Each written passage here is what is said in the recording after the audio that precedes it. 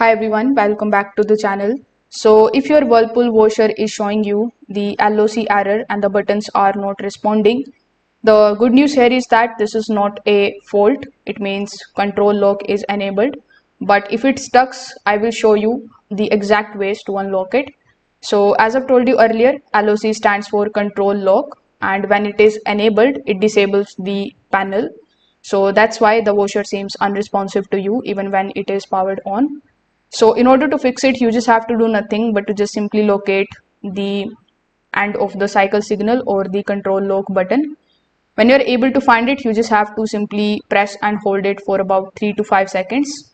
On some models, you can use cycle signal, drain and the spin buttons. So you need to hold until the LOC error is disappeared. Now, if the first combo doesn't work for you, you can try holding a different button shown on your panel. Different Whirlpool models use different unlock keys. Now, while holding the button, you need to watch for the beep sound or look for the lock icon blinking. If nothing happens, the input may not be registering.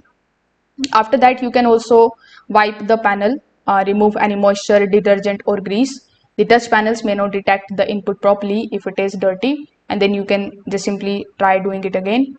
If this video helped you out, make sure that you like this video and subscribe to the channel. Thanks for watching.